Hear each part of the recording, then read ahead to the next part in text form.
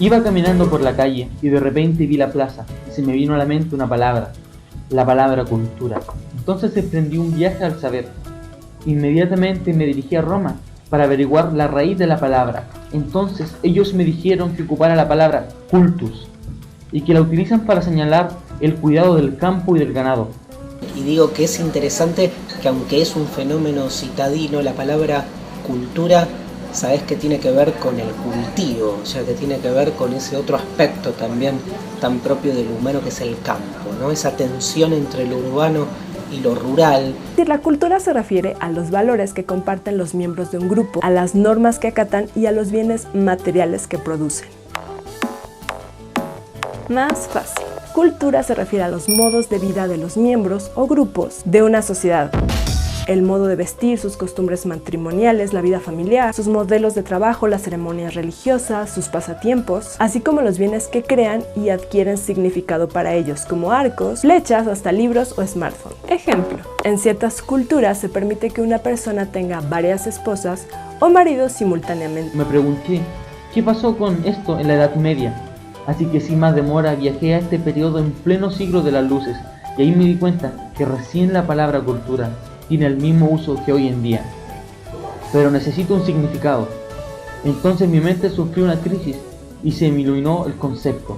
Cultura, el conjunto de conocimientos y de saberes acumulados por la humanidad a lo largo de la historia de la formación de la mente humana. La cultura, bueno, es todo, ¿no? Y sé que es una definición que por ambigua no tiene mucho sentido, pero me parece que en definitiva toda construcción de sentido es cultural. Hablemos del vínculo entre cultura y sociedad. Pero primero entendamos el concepto de sociedad. Es el conjunto de personas, pueblos o naciones que conviven bajo ciertas reglas comunes. Así que una sociedad es un sistema de interrelaciones que conecta a los individuos entre sí. Para que exista cultura debe existir sociedad. Y sin cultura no seríamos humanos. Careceríamos de pilares fundamentales como el lenguaje para comunicarnos, y nuestra racionalidad se vería notablemente limitada. La lengua es el alma de una cultura. La lengua expresa una determinada forma de pensar y de comprender la vida, una manera original de relacionarse con la naturaleza y entre los seres humanos. La primera identidad de una persona es su lengua. Esa identidad la recibió de sus padres y de su primera comunidad.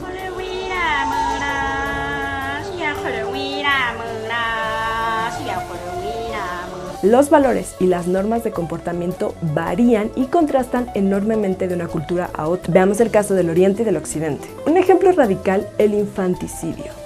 En Occidente, actualmente se considera que el asesinato deliberado de niños y bebés es uno de los peores crímenes, pero en la cultura china tradicional se llegaba a estrangular a las niñas al nacer porque se consideraban un lastre en vez de una ventaja. ¿Really? Todos estos rasgos son aspectos que conforman grandes diferencias culturales que distinguen unas sociedades de otras. En las ciudades modernas existen muchas comunidades subculturales que viven unas de otras. Por ejemplo, en la Ciudad de México tenemos el barrio chino, que se localiza en la colonia Centro, en la delegación Cuauhtémoc. Es uno de los barrios de la ciudad que nació en los años 70. Allí se concentraron chinos inmigrantes principalmente provenientes de Cantón, provincia de Guangdong. Allí no solo viven inmigrantes chinos, también coreanos, indonesios y filipinos, que forman parte de este vecindario muy peculiar de la ciudad. No me conformé solo con el concepto, así que me vine al presente y me di cuenta que hay dos grandes ideologías de cultura, y ambas son muy opuestas. Estas son el etnocentrismo, que es la creencia de que la propia raza o el grupo étnico es el importante. En esta ideología, los individuos miran despectivamente a otras culturas. Y el relativismo cultural. En esta ideología no se compara una cultura con otra. Todas las culturas son iguales y no hay ninguna mayor que otra.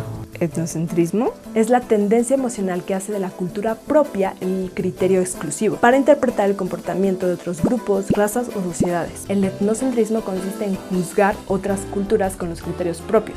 Es aquí donde me acordé de los clásicos y viajé a la casa de Saint-Simons y le pregunté, estimado, ¿cómo se relaciona la cultura con la educación? Entonces él me dijo, mijito, la educación es la forma en que se transmiten los principios generales. Es como solidarizar. Para esto sirve el currículo, para que todos sepan lo mismo, para que todos tengan la misma cultura. Pero esto no me bastó. sino que también le pregunté a Comte.